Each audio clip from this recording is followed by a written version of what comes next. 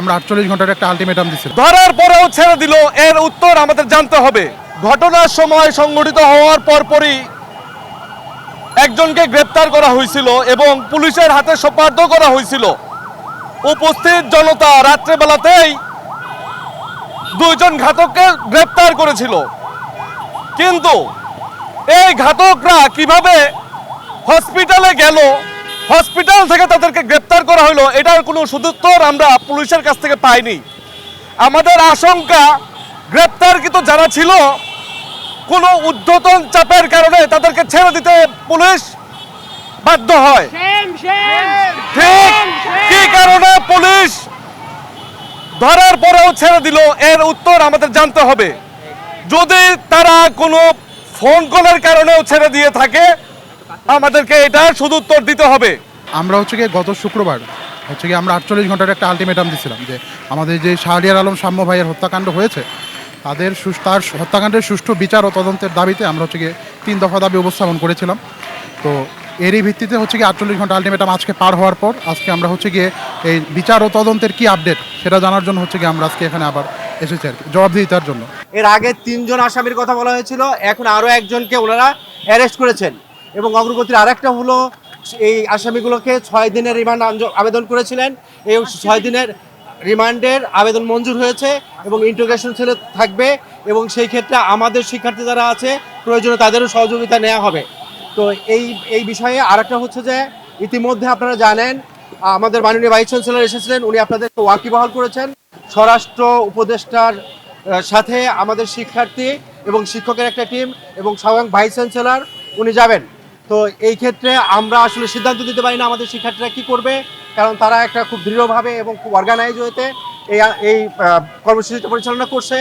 এবং আমরা মনে করি যে আমাদের একটা অনুরোধ থাকবে যে আমরা একটা কাজ যেটা করতে পারি, আপাতত উনি আশ্বাস দিয়েছেন এই ইন্ট্রোগেশন শেষ হলে উইদিন 6 ডেজ অথবা আফটার 6 ডেজ যদি ইনফরমেশন আগেই পাওয়া যায় আগেই ব্যবস্থা নেবেন, না হলে 6 দিন শেষে যে ইন্ট্রোগেশন করে যা পাওয়া গেল এর মধ্যে বাকি আসামিদেরও অ্যারেস্ট করার পর্যায়ে চলবে এবং এই 6 দিনের মধ্যে ওনারা আরও অগ্রগতি করতে পারবেন।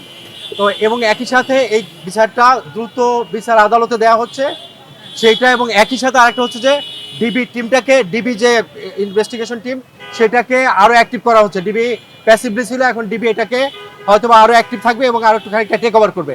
সুতরাং এগুলো আমাদের অগ্রগতি। আর আমরা মনে করি স্বরাষ্ট্র উপদেষ্টা মহোদয়ের সাথে আমাদের স্টুডেন্ট সহ আমাদের ভাইস চ্যান্সেলর এবং আমাদের মাননীয় পরিচালক ওনাদের সাক্ষাৎকারের পরে আমরা ওখানে দাবি দেওয়া পেশ করব এবং লিখিতভাবে আমরা এখন একটা লিখিত দাবি তৈরি করব যাতে কোনো কিছু বাদ না যায়, সেই সুনির্দিষ্ট দাবি স্বরাষ্ট্র উপদেষ্টার কাছে। এবং একই সাথে আমাদের অবজারভেশন যে এই মামলায় এই ত্রুটি আছে, এইগুলো অগ্রগতি হয় নাই, আমরা ওইখানে পেশ করব এবং ওখান থেকে যদি আমরা একটা সুনির্দিষ্ট আশ্বাস পাই তখন আমরা হয়তো আমাদের পরবর্তী কর্মসূচি আজকে বিকালের মধ্যে আমাদের শিক্ষার্থীরা বলেছেন ওনারা ঘোষণা করবেন। আমরা এই অগ্রগতিতে আপাতত আমরা মনে করছি প্রপারলি এগোচ্ছে, ঠিক আছে।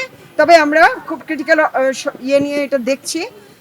আমরা এখানে বেশ কিছু প্রশ্নও তুলেছি, ওনাদের কাজের অগ্রগতি সম্পর্কে ওনাদেরকেই প্রশ্ন তুলেছি। তো ওনারা বলছেন এই সবগুলো বিষয় ওনারা দেখবেন এবং অলরেডি শুনেছো যে আসামের সংখ্যা বেড়েছে এবং এটা কি বলা হয় রিমান্ড মঞ্জুর করা হয়েছে 6 দিনের, সেটা আজকে থেকে শুরু হয়েছে এবং 6 দিনের মধ্যে এই রিমান্ডের থেকে অনেক তথ্য বের হয়ে আসবে। স্বরাষ্ট্র উপদেষ্টার সাথে আমাদের একটা মিটিং হবে, আশা করি সেই মিটিংয়ে আমরা আজকে এখানে যা শুনে গেলাম এগুলো আমরা ওখানে ডিসকাস করব এবং আমাদের যে কোয়েশ্চেনগুলো সেই কোয়েশ্চেনগুলো ওখানে আমরা রেইজ করব এবং আরও কিভাবে দ্রুততম সময়ের মধ্যে আসলে এটা করা যায়।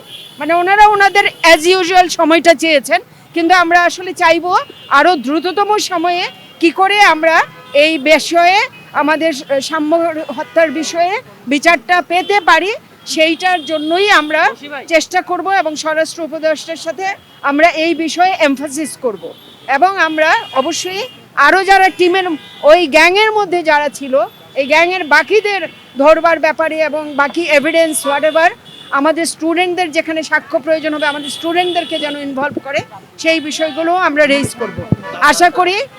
আশা করি এই স্বরাষ্ট্র উপদেষ্টার সাথে মিটিং থেকে আমরা একটা দিক নির্দেশনা পাবো সেটা আবার আমরা তোমাদের সাথে পরে শেয়ার করবো এবং সেই অনুসারে আমরা আমাদের পরবর্তী করণীয় নির্ধারণ করবো।